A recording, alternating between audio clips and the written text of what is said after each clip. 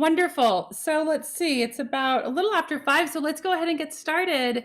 Welcome, everyone. Thank you so much for coming tonight to You Can Sleep When You're Dead and Other Lies We Tell Ourselves. As some of you know, my name is Jen Hutter, and I am so delighted to be here with you tonight. I am the co-founder of the Center Foundation, and our mission is to bring well-being to all beings. We are a new nonprofit serving the Reno Tahoe community and beyond. And I personally am a registered yoga teacher, a dedicated student of meditation, Qigong, Yoga Nidra.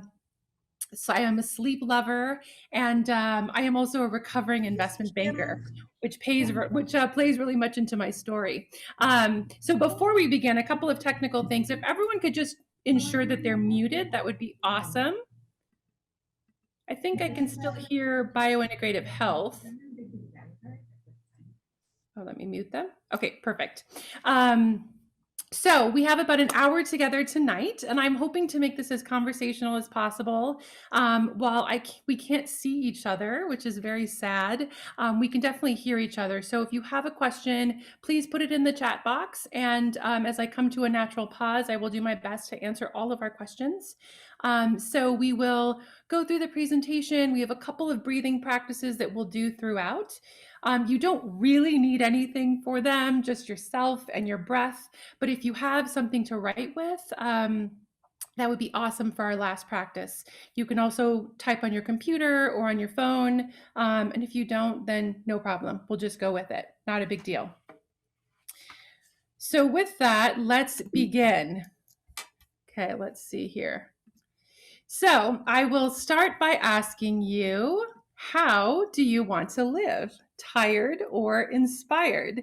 And this is a really big deal because sleep actually impacts the way that we live.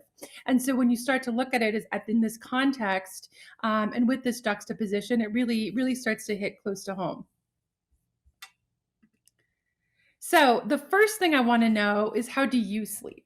And I want you to be very honest. This is a safe space. You're going to hear my story. I had many nights of 3 to 5 hours of sleep in my life. So please, feel free to share. So my first question for you, and please put it in the chat box, is how many hours of sleep do you typically get in a night? Oops.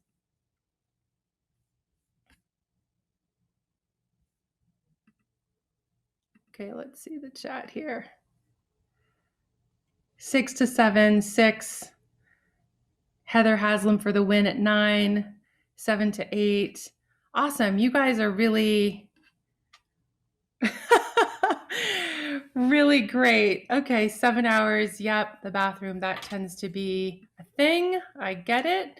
Okay, so on average, we kind of have 6 to 9 hours.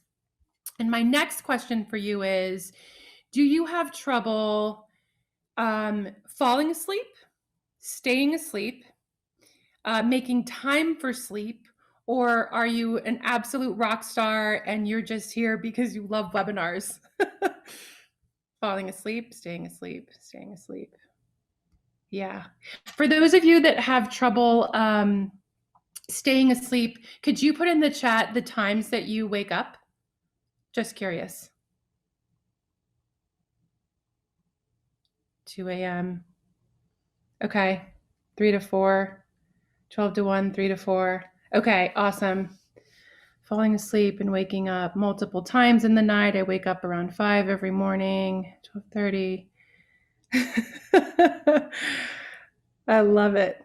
Okay, so we don't have time in this specific webinar, but there are very specific things happening in our bodies at certain times. So maybe email me or text me after, and I can kind of walk you through what's going on with your body. Oftentimes there's a special organ of ours or a specific organ that needs extra support. And so that's the time that it typically wakes up. The window from 3 to 5, I know very well because that was always my trouble spot. And that has to do with the lungs, but there's also a lot of other energy that comes from the lungs, including grief and other things that our bodies sometimes need to process. So thank you so much for sharing that. It means something. So really take note of that as we move through here. And thank you guys all for sharing. You're in great company here. Okay, so I am going to tell you guys a little bit about my journey, and some of you know this because you have lived this with me. But as I mentioned, I'm a recovering investment banker. And so I chose this picture because I moved to New York when I was 21 to be an investment banker. And I remember walking through Grand Central and being delighted to be part of the rat race. And so as I see these blurs in this picture, it reminds me of how fast I was moving and how proud I was to do it, to be honest. So in my 20s, I worked as a banker 60 to 80 hours a week. Absolutely, there was no question. And I was able to sleep then, and it didn't really bother me, but it really did start to catch up with me. So when I was in my mid 30s and I had my two little girls, I really didn't reset for for the changes in my life, frankly. And so I kept working. It wasn't in the exact same way, but I would work before they woke up, as soon as they went to bed, and literally any time in between. So in car rides, on airplanes, I was that super annoying mom at pickup who had my phone, and I was either on a call or about to take a call or writing an email. And if you were here for Teresa's presentation last week, she talked about how we wear our busyness as a badge of honor. And oh my God, I certainly did. I really just felt empowered by this busyness. And so I wore it, and I wore it very proudly. So as I was wearing this badge of honor, I had two little girls. And in 2014, I was still running this fast. I was living in Reno. I had started a private equity consulting business, and I was traveling to New York once or twice a month. I was an avid CrossFitter, so when I was in my free time, which was limited, I was working my body out incredibly hard. And several things started to happen in my body. I was getting sick 10 to 12 times a year. I had throat infections, and I had moved to this very weird space where I used to say to my husband, oh, I hope I'm not sick when we go on that trip, or I hope I'm not sick when we have that event to go to, because it was so frequent. And that started in 2014. In February of 2014, I got pneumonia. And that was pretty significant and pretty severe. That lasted with the lingering effects, over 6 weeks. And while I had always been able to sleep before, that first kind of breaking down of my body really shifted things, and my sleep started to deteriorate dramatically. And so I will walk you through what my typical day used to be. My alarm would ring at 5:30. I would go to my 6 o'clock CrossFit class. I would come home, have breakfast with my girls and my husband, and then I would work nonstop from about 8 to 5 or 6. We would have dinner that typically somebody else cooked. And I mention that because it is such an honor for me to cook for my family now and to have the time to do that. But I was moving so fast, and that's just another thing that stands out for me to really show how fast I was moving. And my girls would go to sleep around 7:30, and I would work until 9 or 10. And then I would lay in bed completely exhausted and completely unable to fall asleep or stay asleep. So in my darkest days, I remember looking at the clock, and I felt for months I would see midnight, 2 a.m., and 4 a.m. And then when my alarm would go off at 5:30, I would wonder, did I sleep at all? And whether the answer was yes or no, I still went to my CrossFit class. So as you can imagine, I was completely exhausted, completely emotionally, physically, completely exhausted and drained. And I was running on this treadmill of my own making. I started to take, I probably took between 2014 and 2016, between 40 and 50 tests from acupuncturists, naturopathic doctors, Western doctors. Western doctors thought I was the craziest because they couldn't find anything wrong with me. And what's really sad is that deep down, I actually wanted something to be wrong a little bit, because I thought if something's wrong, then they can just give me a pill to fix it, which is, gets me a little emotional even thinking about. So I'm going to share with you a lot of the learnings from that time. But in 2016, I started to think about meditation. And it was the first time that I started to slow down and really go inward. And so I started meditating more. I started going to yoga more. And I mention this with compassion because starting something new is really, really hard. And, when I first started, I would think, okay, I meditated, for 10 minutes, like the last 5 days, and I went to one yoga class. So like, check, check, check, the magic bullet should happen and I should be able to sleep. Like, when is this going to happen? Because I have other things to do. But it was a seed and it started, and my practices grew over time. So it didn't get, it didn't all go away, but it got significantly better. And the slowing down allowed me to really be mindful of some of the choices I was making, at least externally. So I had a breakup with a bad business partner. I decided that CrossFit was not for me, even though I loved it so much. It was just not right for my body. And so from 2016 to 2019, things got a little bit better. And in 2019, I feel like my body started screaming at me again, and I developed a blood clot in the bottom of my left foot. And so I literally couldn't move for 3 weeks. I couldn't walk. I couldn't travel. I remember saying to the doctor, this is really nice, this whole surgery we got going here, but I have a meeting in LA next week. And he laughed at me. And so I am so grateful for that time, because I feel that it was my body really screaming at me saying, no, you really, really have to slow down. And instead of going from 110 miles an hour to 75, you need to get back down to like 30 to really let your body heal from all of the stress and all of the craziness that I had been doing for the last 20 years. So it's 2019 now. We're getting towards the end. And my dear friend Heather, who some of you heard speak a couple of weeks ago and who's co-founded the center with me, brought me this book called Essentialism. And I show it tonight because this book really changed my life. And I got to a passage that said, every minute that you don't give to your passion is a minute that you could be giving to something you love. And something just clicked in me in that moment. And I had this feeling of, oh my God, what if I go my whole life and never do something that I really love? And so,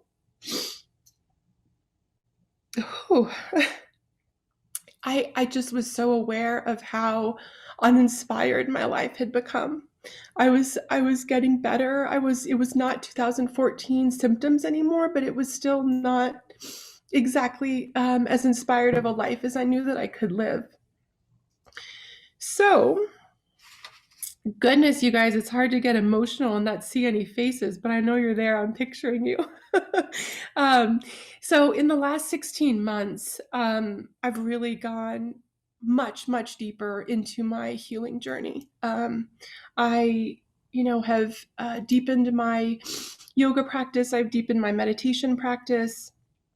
And I can so happily say to you that I do now sleep 7 to 8 hours a night, and it is just blissful. And I am so grateful that that my body spoke to me through sleep, because I truly don't know if I would have ever slowed down if I didn't have something that was becoming such a heavy burden in my life.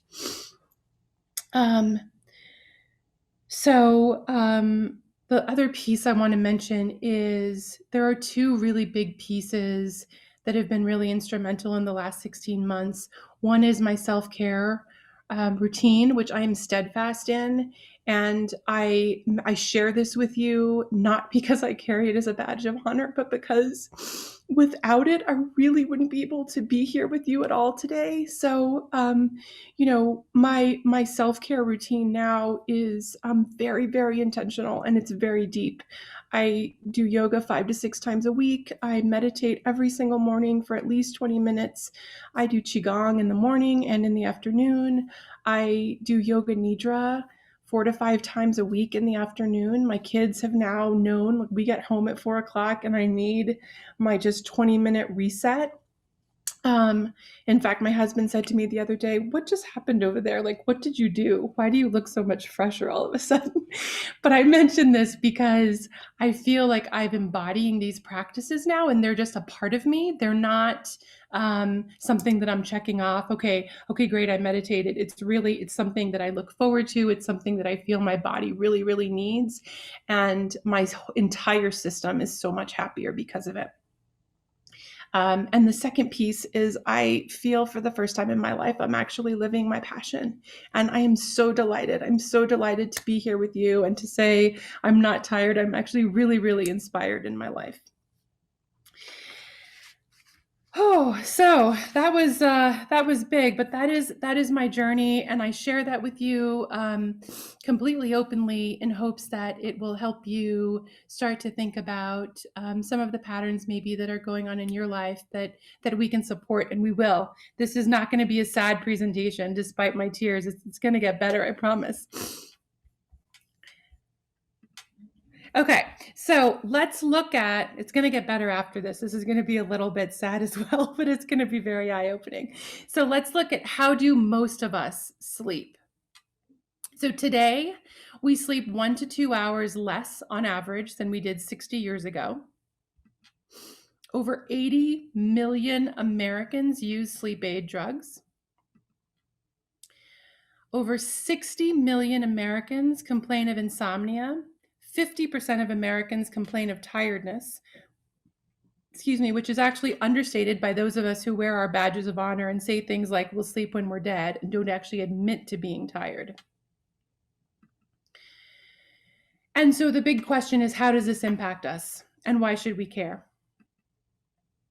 So according to Dr. Mark Hyman, lack of sleep may cause cardiovascular disease, depression, mood disorders, weaken our immune system, and lower our life expectancy.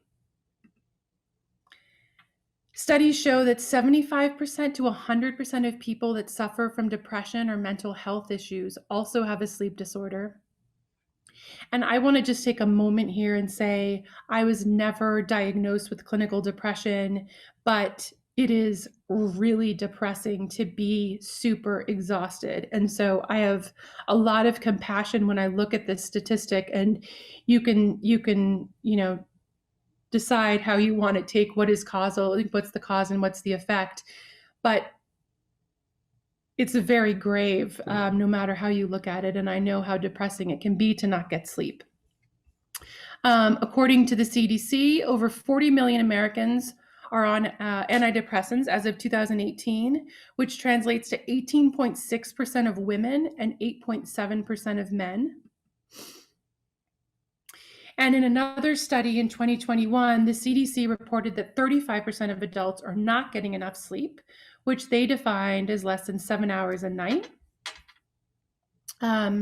which again is associated with severe health consequences, obesity, diabetes, high blood pressure, heart disease, stroke, and frequent mental illness. The way we are living, the way we are sleeping is literally killing us faster. So on that cheery note, let's take a mindful pause.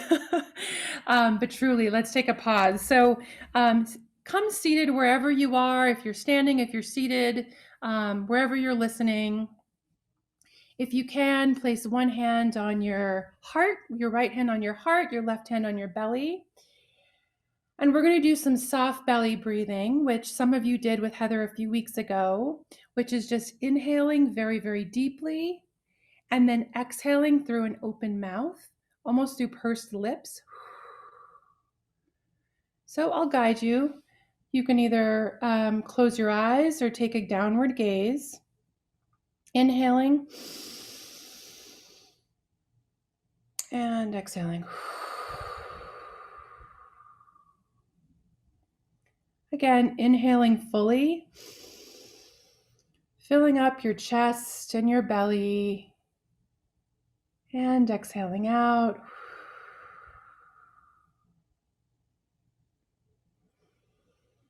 Take 5 more on your own.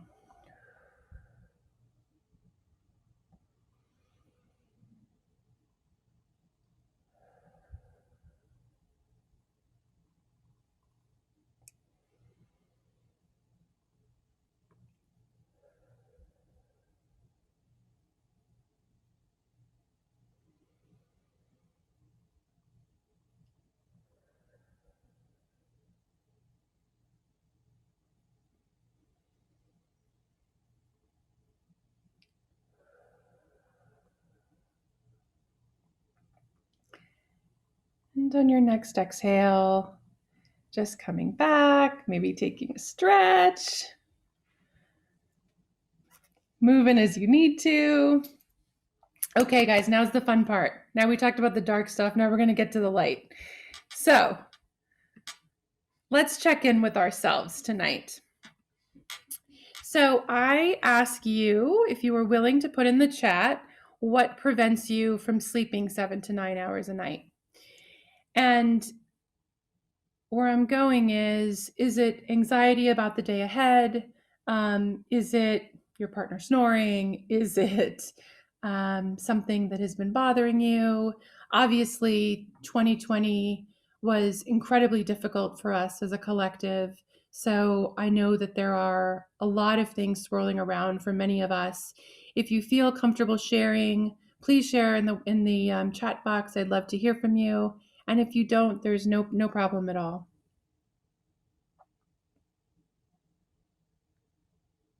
And maybe you don't know yet. Sometimes work-related stress, other times I have no idea. My need to complete as many things as possible that I waited until the end of the day. CPAP machine, spinning mind, probably being on media until the minute I go to sleep. Yes, Matt, we're going to work on that. Johanna, I have a quote for you from Essentialism that I didn't get to put in the presentation.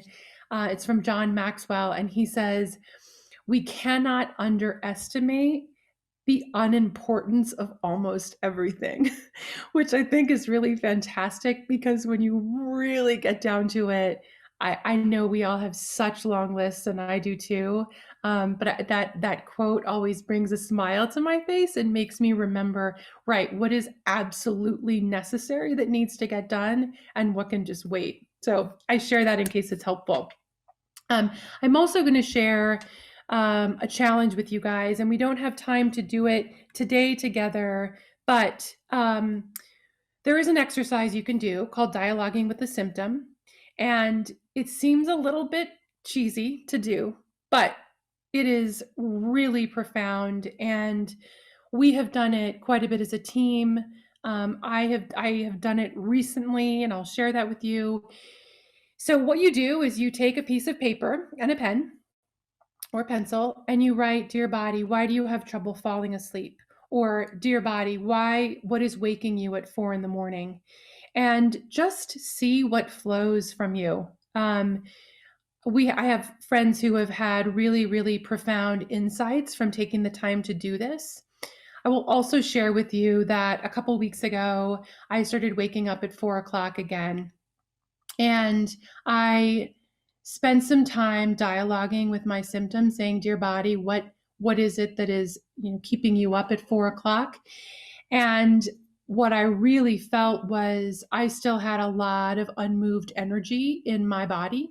And so because of that, I have started doing Qigong and some yoga stretches just before bed, just to get out that excess energy. And it has been really, really helpful for me. So I share this challenge with you. When you have some time, really just sit down and write, and you're in good company. If you feel silly, no problem. I've done it several times. So again, I ask, how do you want to live? Tired or inspired? And I can't see your faces, but I'm guessing you guys are all shouting inspired. So that means I'm going to keep going. And I'm going to say, let's get better sleep, right? Why not? It'll help us in all aspects of our lives. So I have created a little something for you guys to remember with the acronym SLEEP, and the exclamation point is also very important. So let's move through them. We'll start with the S. So the S is for sunlight. And I love that we start with the S because it's the easiest and it's hopefully the easiest for you to implement. So light plays a central role in regulating our circadian rhythm, our body's internal clock that signals when to be alert and when to rest. Light also affects the production of melatonin, which is an essential sleep promoting hormone. There are different schools of thought as to when to go outside, um, right after sunrise, right before sunset. I will tell you the best time to go outside is whenever you can go outside. So if you have a break at work, if you just are feeling like you need a boost, step outside without your sunglasses if you can for at least 10 minutes and just let your body be in the natural light. I'm sure that dermatologists will not agree with me, but for sleep, I have found it to be incredibly important. And it's also lovely. We live on this beautiful planet and we tend to stay inside all the time. You know, our ancestors didn't have Gucci sunglasses and ball caps. So if you can find 5 minutes a day, 10 minutes a day, just go outside and be and breathe the air and let the sun really come into your eyes. Okay, moving on to the L. Who doesn't love that picture? Oh my goodness. Love and laugh. So, hugging and cuddling with pets and loved ones builds oxytocin, which counterbalances cortisol, the stress hormone, and naturally promotes sleep. So, loving on anybody or being that's in our household will help us with sleep, and laughing. And I say laughing, and I really do mean it. When I started this journey, I used to take this so seriously. I was just like, oh my God, I have to meditate right now. I have to go to sleep right now. It's 9:30. Oh my God, I've got to get to bed. I've got to get to bed. And so just remembering to laugh and recognize that this is a journey and we're all here trying to figure this out together. So I have offered this wonderful joke just to keep in your back pocket or to just use to laugh whenever you would like. Okay, moving on to E. Now I'm going to get to the harder part that you're probably not going to like. Eliminate electronics. Put your electronics to bed 1 to 2 hours before bedtime. We all know this. We all hear this. I it has it I cannot stress enough how important this is for me personally. With all of these things, you have to really feel into what feels good for you. But for me, I put my phone in another room and my watch about 8 or 8:30, about an hour or two before bedtime. And I don't, and I just it lives somewhere else, and that feels wonderful to me. Not only does the blue light impact your melatonin production, but one, we can spend hours scrolling on Instagram or Facebook or any of the other modes out there. But the other thing is, some of these things actually they'll be anxiety producing, or they'll make us start to think about something, or they'll, trigger something for us. So really taking some time to just put your electronics down. And, maybe you challenge yourself. Maybe you start with 30 minutes before bedtime. Maybe you work your way to an hour or two. I will also tell you that television is actually different because the screen is farther away from you, so it doesn't impact you as deeply. I will say that it does impact me, and we all have to, you know, accommodate our partners. So my husband loves to fall asleep to the television, as some of you know. So we've kind of worked into a path of trying to, if we do watch TV, of trying to stop by 9 o'clock and then just read for the last 30 minutes or hour, which just feels very calming to our system. So Again, I send these pieces of oh, Arlie, you asked about TV. Perfect. Great. I think we addressed that. So you have to live, right? So figure what works for you. And maybe you go down to just a couple days a night, a week, watching television, and not every single day. But I do think for optimal sleep, and certainly for optimal sleep for me, 1 to 2 hours before bed for me includes a phone and a television. Okay, now you're really going to not like me. Eliminate caffeine. Oh my goodness. So studies show that you really should limit your caffeine intake to 1 to 2 cups a day before noon. If you have severe sleep issues, the way that I did, and I hope that nobody on this call is where I was in 2014, but if you do have severe sleep issues, I would highly recommend working your way to zero.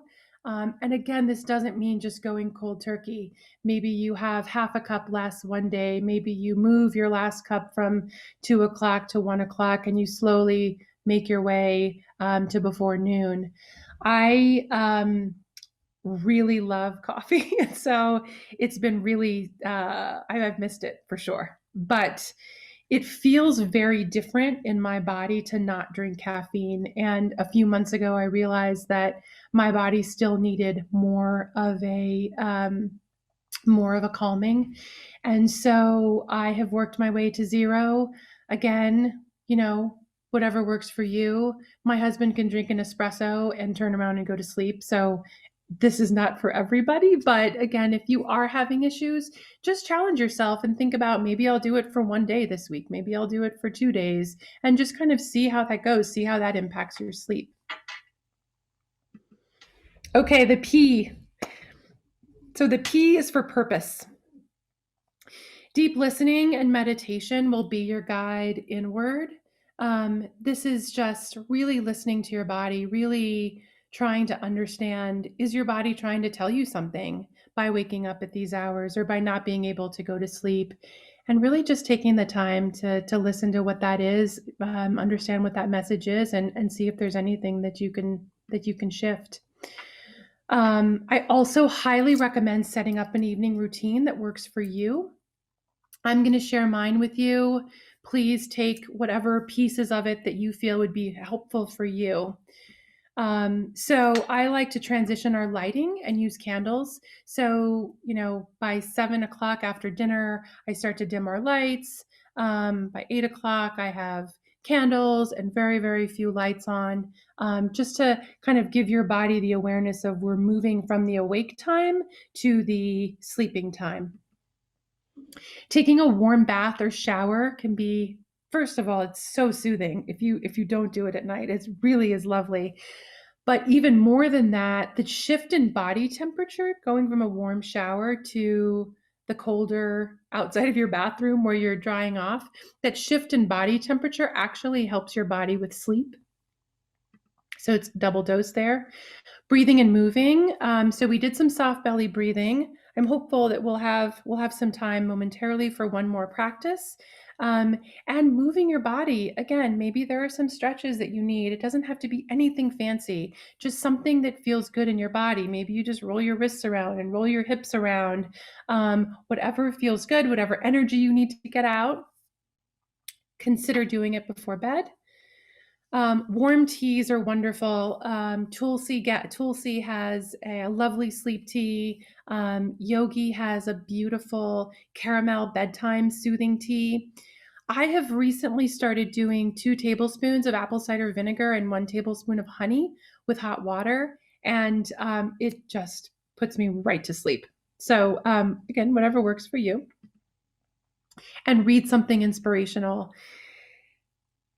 The last thing that you read is it's so calming. So if you have something that is books that are inspirational, anything that you have, if you need some ideas, please text me or email me. I've got bookshelves full of wonderful things that are very, very inspirational. Okay, and the extra, because my acronym has an exclamation point. So remember to breathe. Two things I want to leave you with in case you have trouble breathing. Sleeping, I'm sorry. So one is the soft belly breathing, which we did earlier, which you can write down. You can do it at any time during the day. You can also just start to do 5 to 10 before bed. Typically 3 to 5 minutes is recommended, but sometimes I get to 2, and that's sufficient. So just again, taking a deep inhale in and then exhaling out through pursed lips.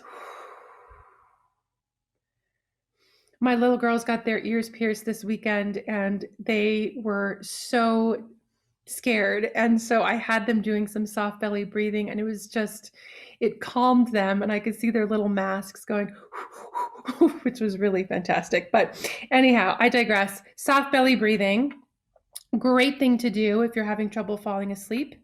Another thing to do is counting backwards from 108, noting the inhale and the exhale.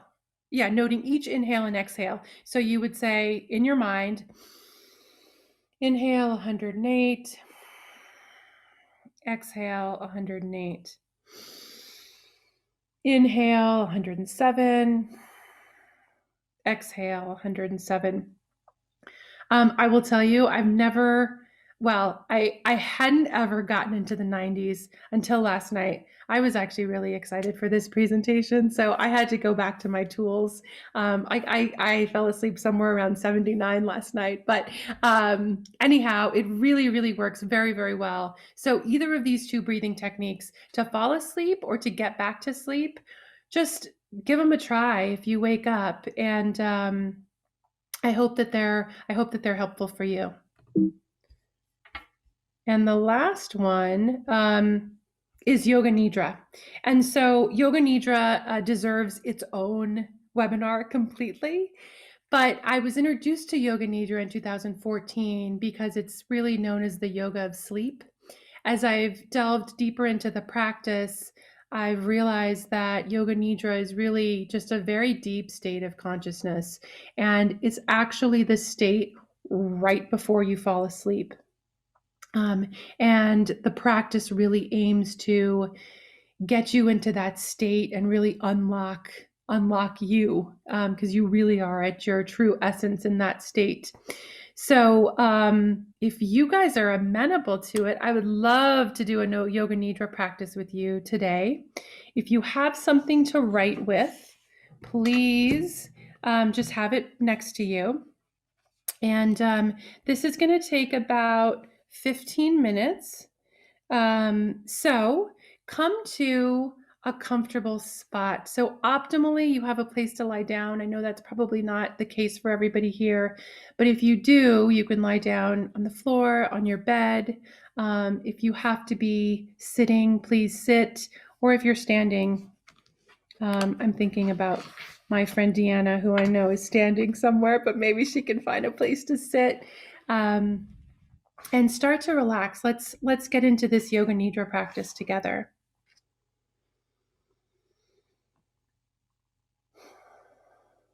So first, just make sure that your body is comfortable and supported by any pillows, blankets, or other props that you need. If you feel comfortable closing your eyes, please do so. And if not, leave them gently open, gazing softly. Take 3 deep breaths. Inhaling and filling your lungs. Exhaling and emptying your lungs with a deep sigh out.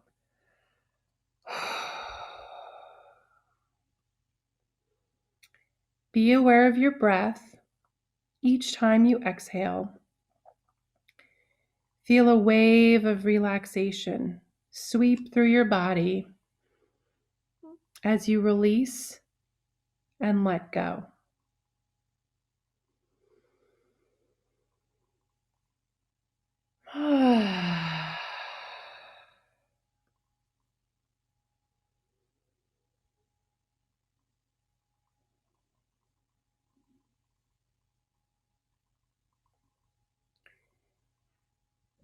Invite stillness into your body.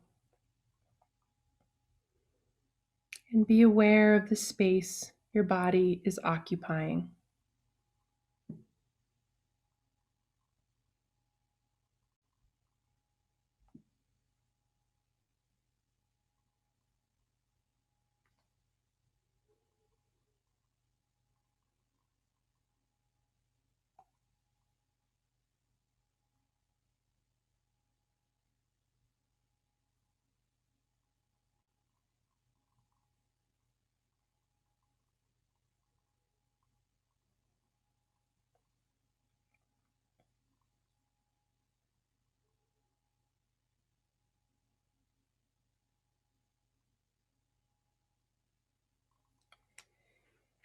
Imagine that you are drawing a circle of protection around your body.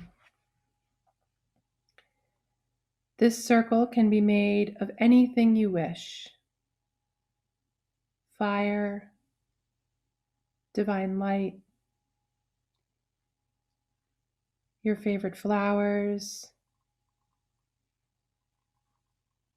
fresh soil,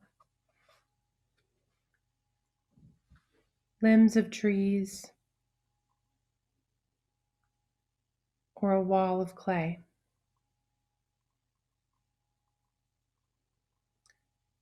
Whatever calls to you, establish this circle of protection around yourself. See and feel yourself inside the circle.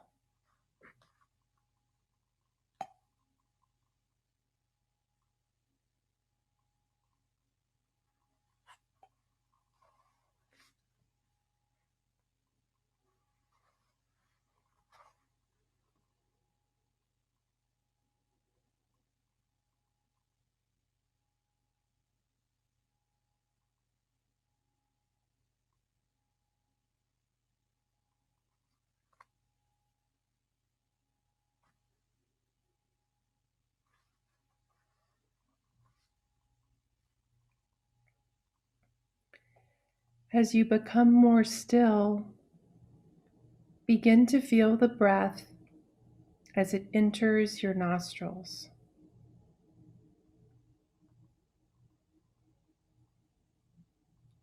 Feel it travel into your lungs where it dissolves.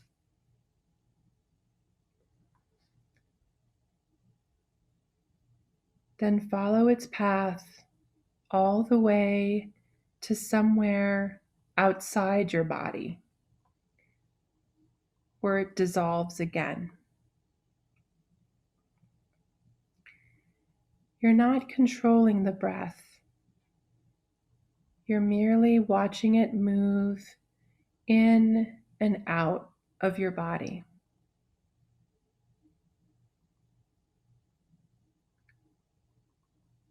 Feel your navel rise and fall as you breathe in and out.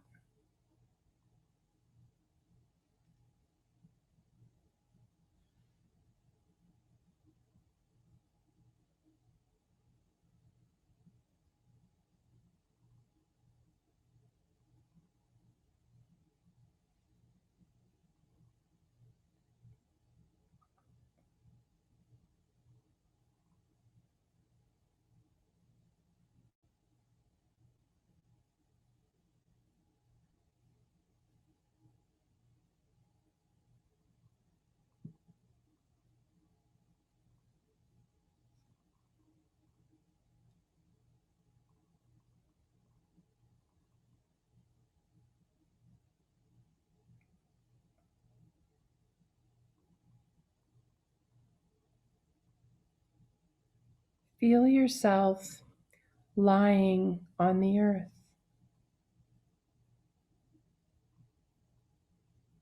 Slowly scan through your body and become aware of how you are holding it. Feel free to let your body adjust for one more layer of comfort.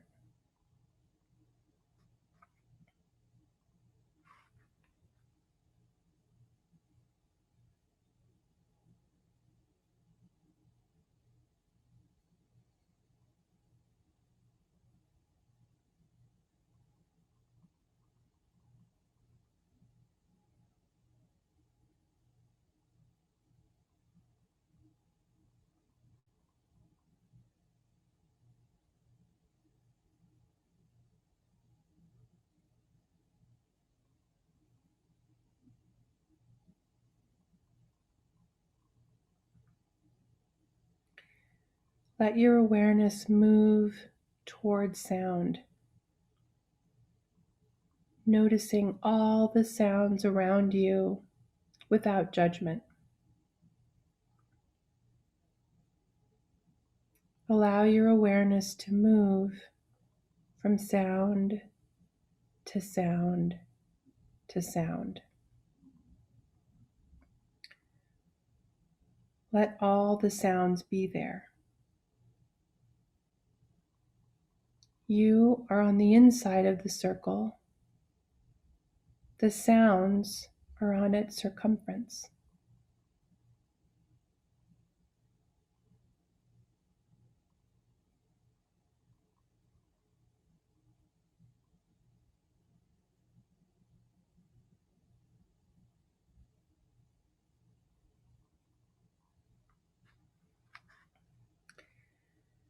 I share with you a sankalpa, a deep intention, which you can choose to take as your own.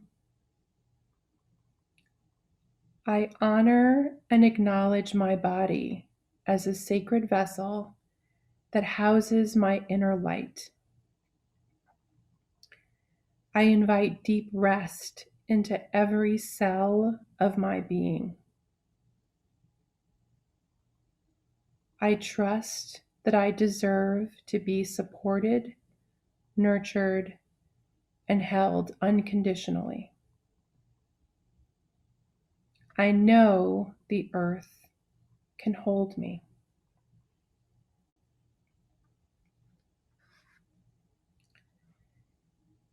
Notice the parts of your body that are touching the floor. Begin at your feet and scan upward. Feel your heels touching the floor and silently repeat the mantra, LUM.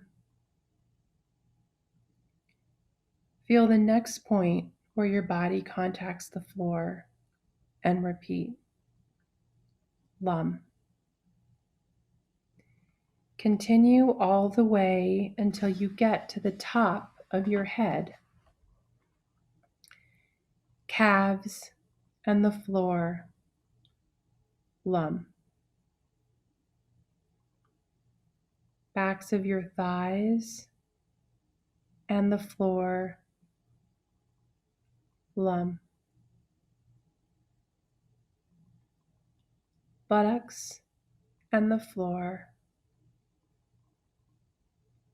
LUM. Parts of your spine touching the floor, LUM.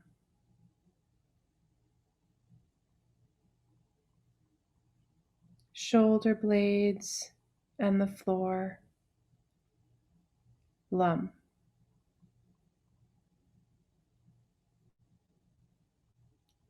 Back of your head and the floor, LUM. Feel all of these body parts becoming heavier as you repeat the mantra, LUM.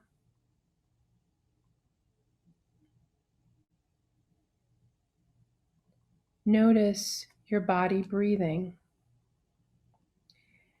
As it receives an inhalation, sense the earth rising up to hold and cradle you.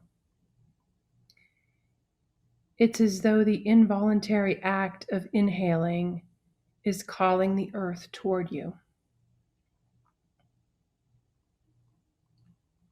As your body exhales, ask it to surrender into the earth. Every in-breath invites the earth to support you even more. And every out-breath is a trusting acceptance that you deserve to be held.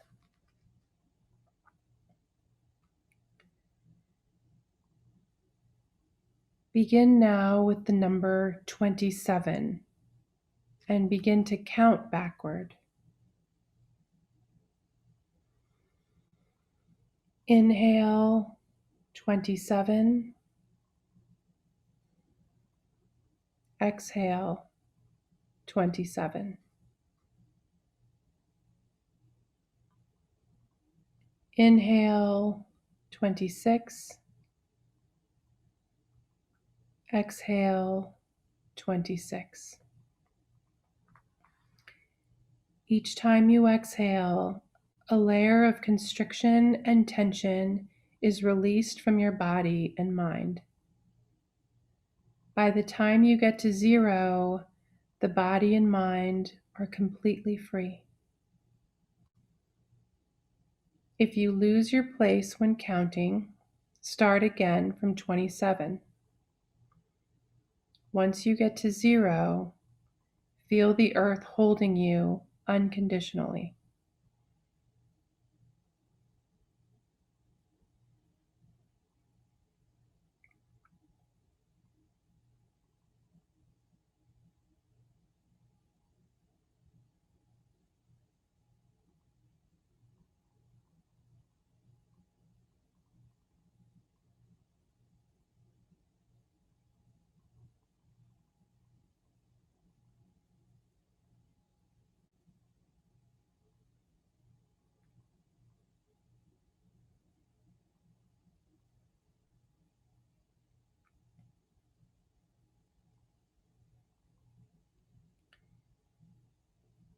Feel your body and the earth breathing as one.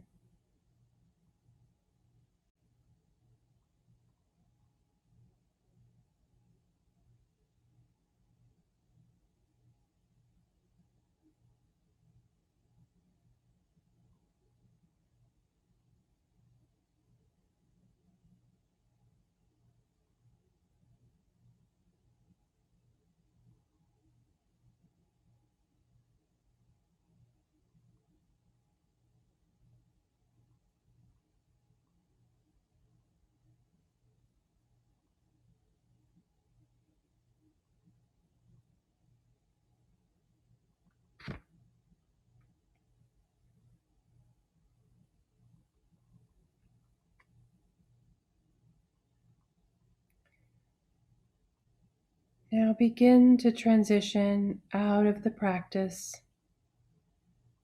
noticing everything during this transition. Welcome yourself back. Notice the breath. Notice your body. Notice the earth beneath you. And begin to deepen your breath.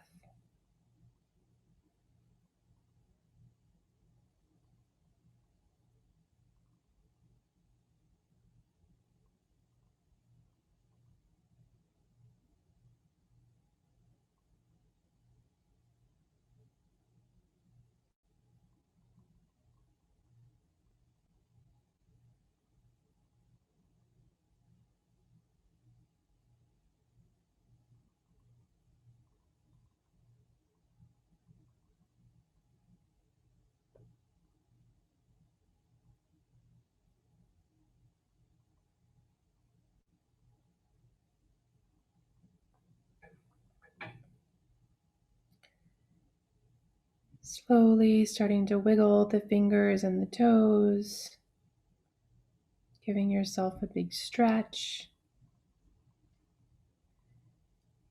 And slowly roll to your right side and sit up.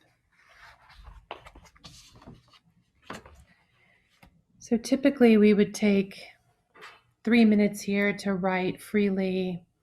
Why don't we take about a minute and just jot down anything that comes to mind for you, anything that's on your heart right now.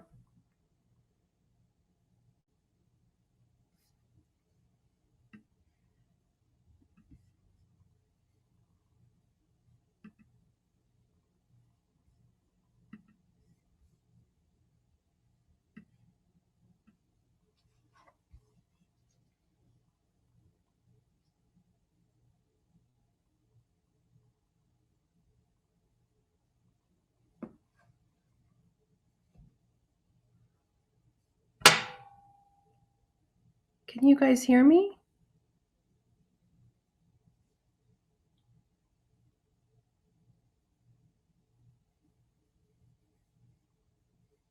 great. Okay. Wonderful. So you guys, we're down to a minute, but any last questions or anything before we move on? I'll leave you with one more quote, and I'm sorry that we don't have time for questions, but please, I will give you my information if you don't have it already. I will leave you with this beautiful picture. Difficult roads lead to beautiful destinations, and I truly believe that, and it's why I'm able to sit here with you today. And I also wanted to share this beautiful quote with you from Max Strom: to learn to consciously transform our outlook from depressed to inspired is one of the greatest achievements of a lifetime. So, thank you all so much for coming. It was such a pleasure to be here with you today. Matt Zitkowski from our team will be doing reflective journaling for peace of mind next week. He's awesome, so you don't want to miss that. And here is our contact information at the center. We are, as I said, a newly formed nonprofit. So our website is still being built out, but we do have part of it up. You're welcome to explore anything that we have going on. My information is here. Heather's is here. Please don't hesitate to reach out. Thank you guys so much. It was so lovely to be here with you tonight.